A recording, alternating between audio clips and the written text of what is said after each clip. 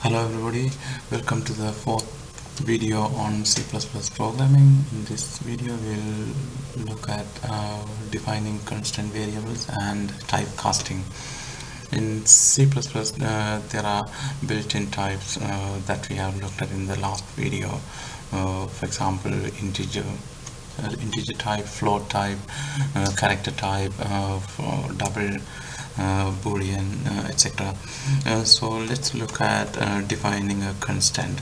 There are two ways to you can define a constant in C++. One way is to define it like this. So this way of defining a constant starts with the hash define, and then name of the variable and the value of the variable. So here we define g is to be equal to 9.81 floating point value. And then the second way of defining a constant is to write a constant keyword in front of variable declaration. So here we say the variable pi is of type float, and that is a constant. So constant means the value contained in this variable pi doesn't change in the entire program. So the pi holds 3.14 throughout the entire program, and it cannot be changed. Another type of variable in the C++ is a global variable. There are two types of variable. One is the local variable that has a scope of a block. For example, if you declare a variable pi, then this is visible only within this block, within this main function. But if you declare a variable outside of any functions, like here a global variable, this is visible to the entire functions within this file. So here we define an integer a global variable of type integer, and assign a value of 10 to this global variable. So this global variable has a 10 throughout the entire file. So the global variable has a file scope, and local variables have a scope of block. So if you define a local variable within this block, and this is on when you go out of this block, this variable is undeclared. So you cannot use this variable pi outside the main function.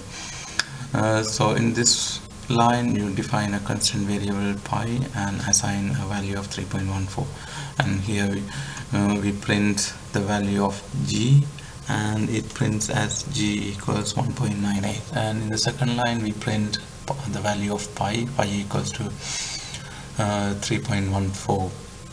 and in this line we declare a variable 1 of type float and initialize it to 9.2, and an integer variable with the name var2.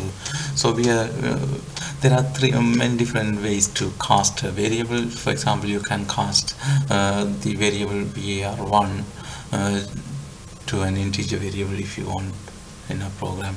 For example, one way of casting a floating variable to a floating value and to an integer variable is to write int within bracket var1. What it does is it takes the value of var1, which is 9.2, and convert that to int, so that's going to be 9. So when you print var2 at this line, it prints var2 equals 9. And then the second method to cast a variable is to write it like this. Write int within the bracket, and then type the variable name that you want to cast. So what it does is it takes the value var1, which is 9.2, and cast that to an integer type, so it becomes 9, and now var2 has a value of 9. So this is the second type of casting. This is like a C like this is how it's done in the C language, and the C++ still keeps that casting method as well. And the third type of casting is the static cast.